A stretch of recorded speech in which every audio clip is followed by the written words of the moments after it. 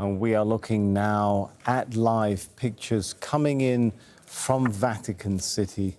And what we're looking at is that procession today for moving the coffin, and there we can see it, of Pope Francis, the Pope who passed away on Monday. His coffin now being moved to St. Peter's Basilica.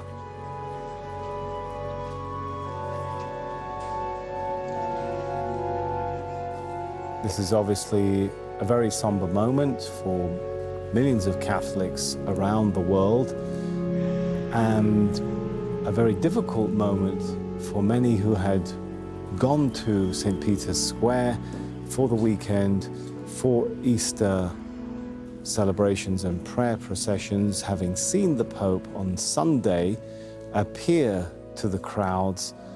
Many were hoping for a recovery, many were heartened to see him, and the news of his death coming as something of a surprise and a shock to many, particularly those there in the square as well as around the world.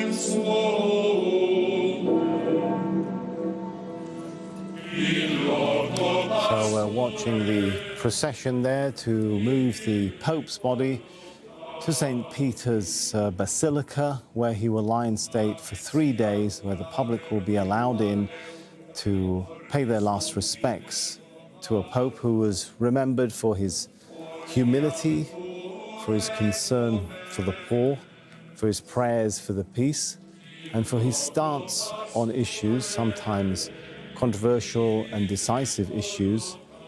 Heads of state, of course, will be expected for the crescendo of the procession, which is Saturday when the funeral takes place in St. Peter's Square.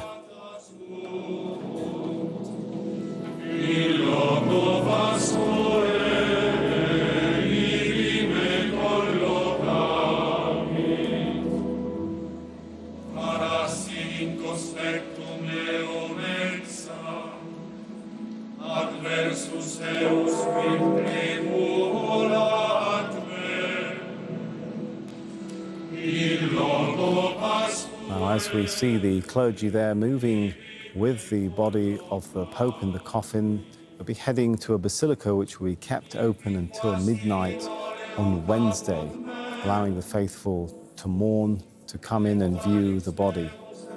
Cardinals also have some business to do, meeting at the Vatican on Tuesday to schedule Francis' funeral and burial plan, and obviously starting the process of the Conclave to meet and elect his successor.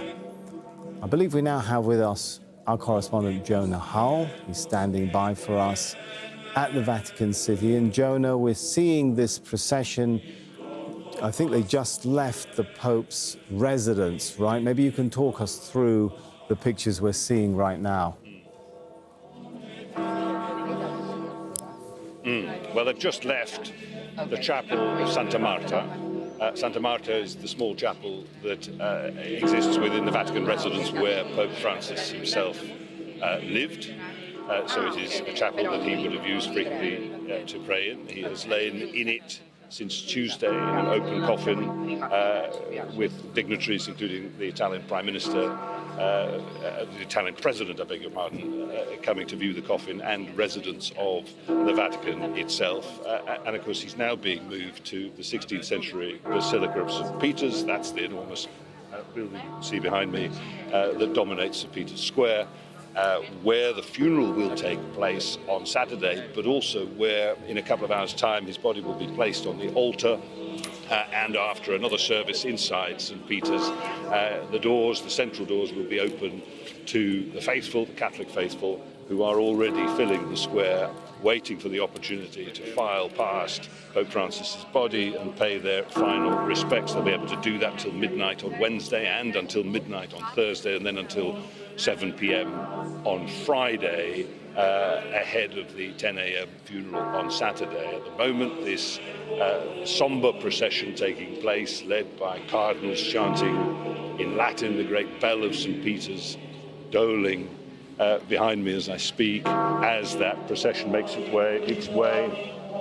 I'm just taking a look at the live picture being broadcast on the square. I see they're not actually moving at this moment, but the red-robed cardinals in attendance, the coffin, of course, watched over by the Swiss Guards. It's not going to be a long procession. It's a fairly short distance that they've got to cover from Santa Marta to St. Peter's, through the Piazza of Santa Marta and the Bell's Arch, out of view from us here on the square, but broadcast on a live screen for the faithful congregated here at the moment. And just to clarify, Jonah, for our viewers, perhaps you can talk to us about the significance of St. Peter's Basilica, an important institution in church history, church tradition, not in the New Testament, but the writings of the fathers of the church associate this place with the burial of St. Peter, one of the apostles of Jesus, right?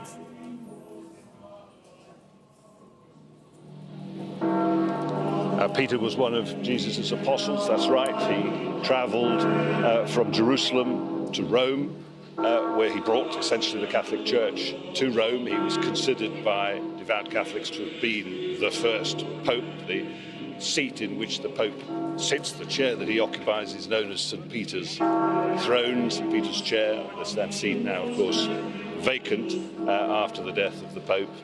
So yes, St. Peter's Basilica, a 16th century, immense and very impressive building, the centerpiece of St. Peter's Square, and this, of course, the heart of Catholicism, an immensely significant and important location. And it is meters away, of course, from where the Pope himself lives and spends most of his time, where most popes have been buried, and indeed where they've held their funerals, and indeed where most popes have been buried. This particular Pope, Pope Francis, of course, in a number of breaks with tradition in an effort to simplify and slim down the pomp, circumstance and ceremony around not just the papacy, but particularly the papal funeral, decreed that he would not be buried inside the majestic grottos of St. Peter's. Instead, he will be buried 2 or 3 miles away from here in the Basilica of another church, Santa Maria Maggiore. It was very close to his heart, that he visited immediately after becoming Pope, to pray that he would visit every time he went on his travels from Rome. He would depart with prayers at Santa Maria Maggiore and immediately return to Santa Maria Maggiore, and inside Santa Maria Maggiore he will be interred on Saturday in what he has decreed will be a simple, unadorned tomb, but for the name Franciscus, his Latin name, of course, inscribed on top.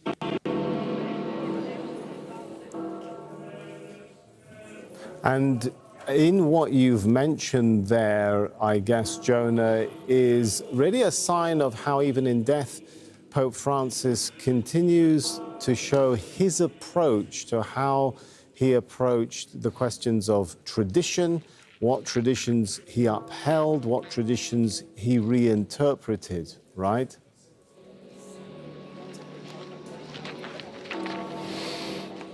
It was probably the central theme of his papacy and his legacy that he sought to, well, first of all, recognize that the church was becoming somewhat disconnected from many of its faithful, that it was no longer within reach or occurring at a level of the people, the faithful, the poor, the downtrodden, the marginalized, for whom, of course, the church was an original refuge. And Pope Francis sought to change all of that. He sought to pull away, to strip away the sort of majesty of the church and bring a humility to it. He chose the name Francis after St. Francis of Assisi, of course, who embodied all of those values and who worked in his lifetime for the poor, and that was the church that Francis wanted to build, a poor church for poor people, is what he said in his very first speech. So yes, he is noted here, and everybody you talk to here will tell you that he is noted for his embrace of the poor, also for his embrace of the environment, as St. Francis of Assisi did, and for streamlining, as I say, some of the doctrine, rigid conservative traditionalist doctrine of the church. He didn't by any means change it entirely.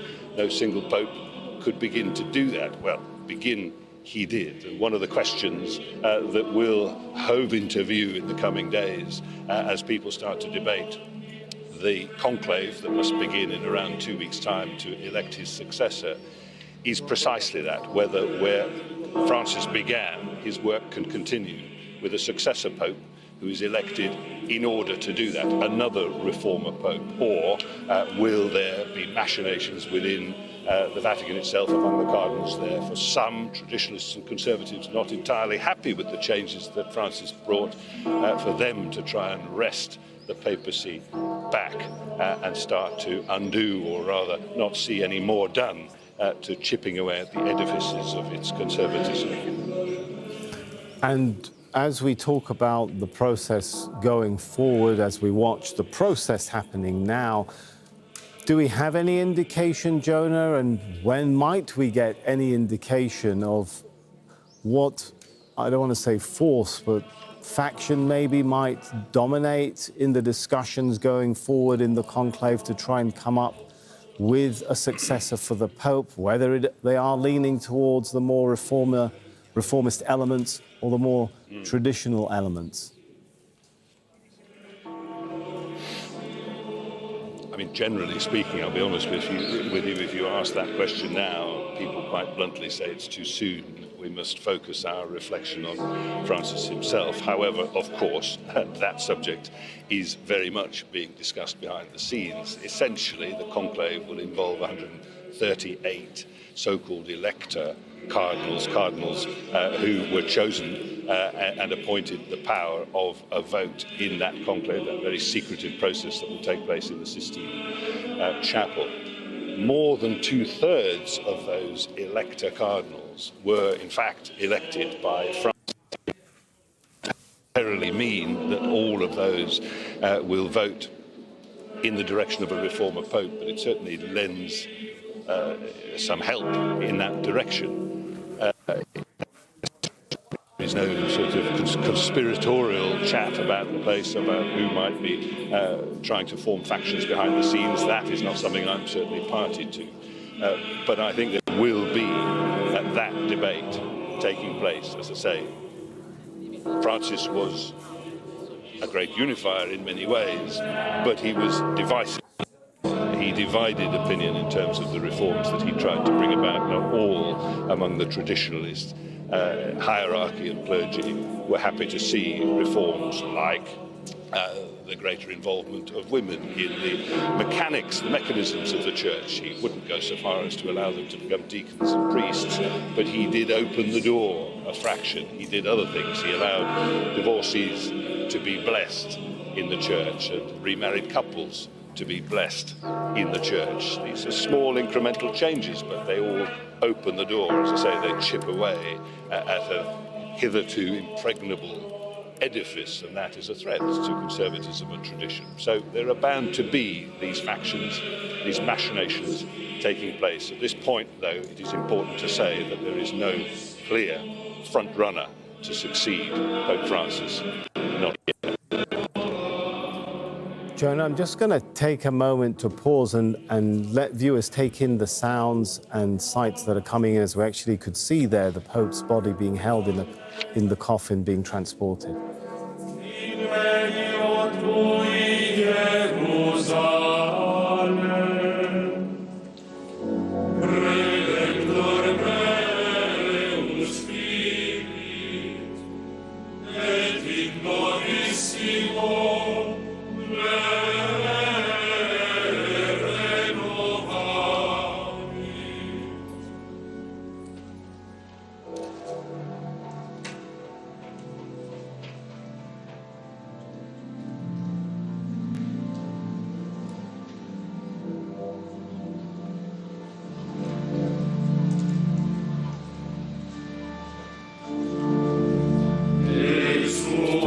Up to speed, we are watching live pictures coming in from Vatican City, where we're seeing there the coffin of Pope Francis being transported from his residence towards St. Peter's Basilica.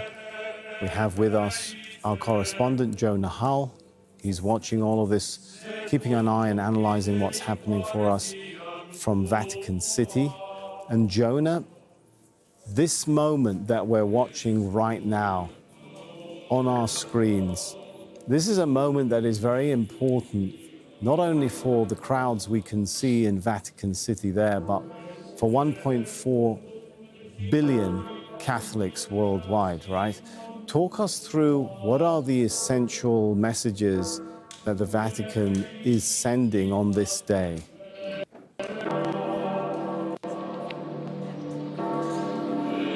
Well, I suppose, of course, the key message is continuity, that the power invested in the papacy continues, passing from one pope to the next. We're witnessing the passing now, and all of the messaging from the Vatican over the coming days will involve successive meetings by cardinals behind closed doors to discuss the processes and the timing, not just of the funeral, which is the next big stage, but the conclave to elect his successor. In all of this, there is ritual, there is tradition, and there is an essential sense of continuity. I think that probably would be the central message. People watching, of course, all over the world, in countries on every continent, 1.4 billion strong, the Catholic congregation, not growing everywhere, it has to be said, growing in parts of Africa, growing in parts of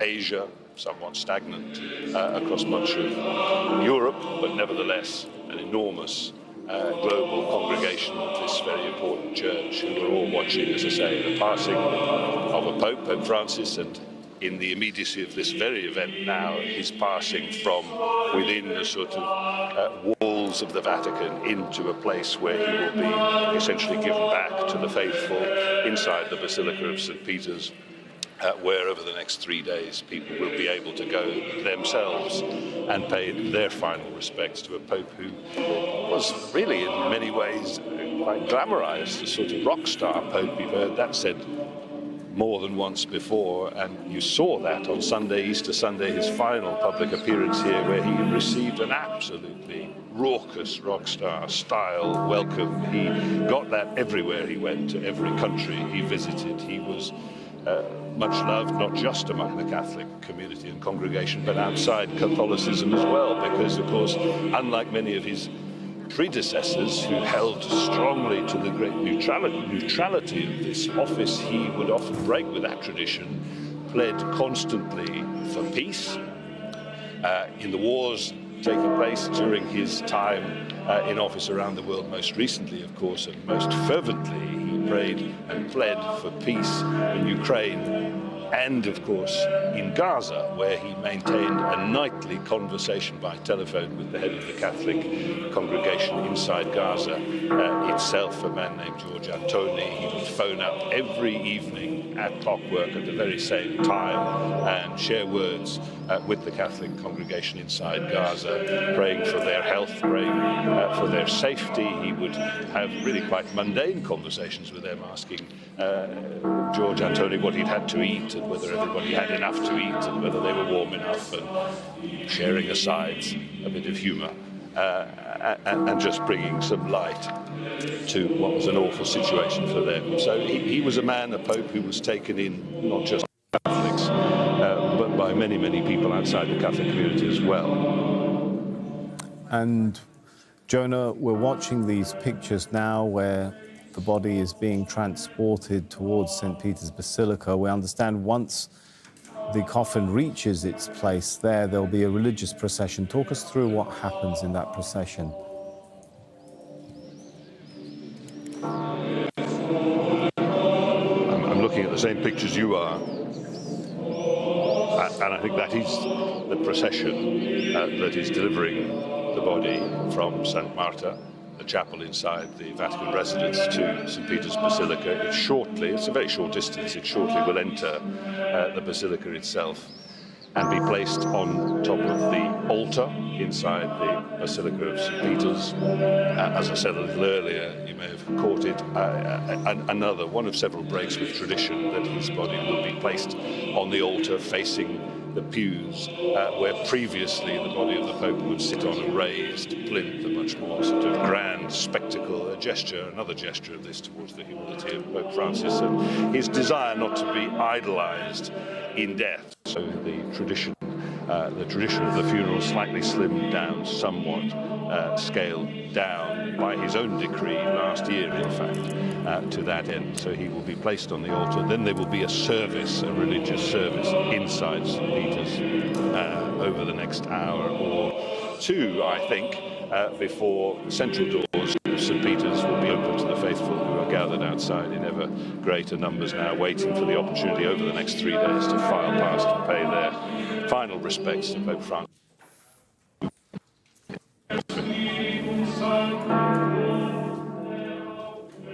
And all of this, Jonah, leading up, of course, to Saturday, when the funeral begins. A number of world leaders are expected to attend that funeral, right, Jonah?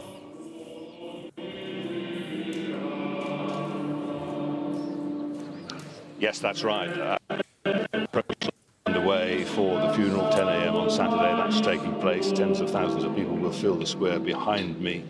And along with them, world leaders from countries representing a nation, a list that is growing all the time. I'll just mention that Pope Francis's coffin now being led up the steps in front of St. Peter's, and will very shortly pass through the central door. The funeral will take place on those steps, pretty much where his coffin is situated as we speak. Now, the list of global leaders, pretty impressive already, growing all the time, includes the US President Donald Trump. It includes leaders from countries like France, Brazil, Germany, Poland, Argentina, Britain, Ukraine. There will be African leaders in attendance, Asian leaders in attendance, those countries and regions where the Catholic Church is growing most rapidly. The crowd now, as Pope Francis's coffin passes Peter's Basilica in the company of cardinals, red-robed cardinals, the crowd breaking into somber applause, really, as he arrives now to the place where he will essentially be given back to the faithful, to the people of this church, for them to be able to come and pay their respects.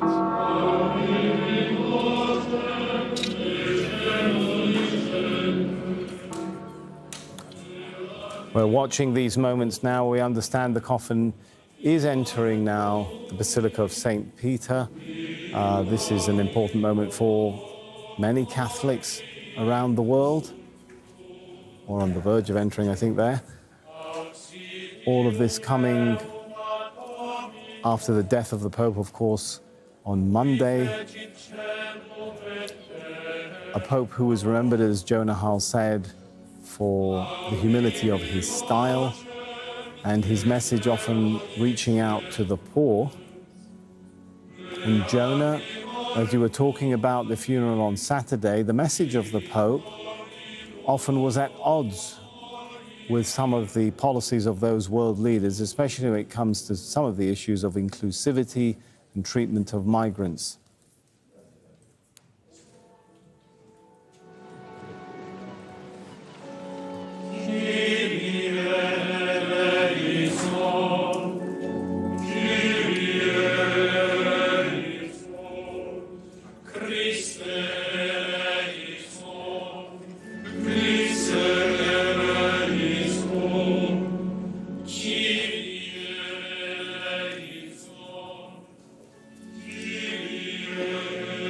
So, ladies and gentlemen, what we're watching now is pictures of this procession that has carried the coffin and the body of Pope Francis from his residence to the Basilica of St. Peter in Vatican City.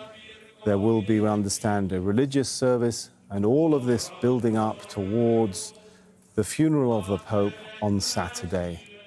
No doubt we'll be bringing you more coverage of this as the day unfolds.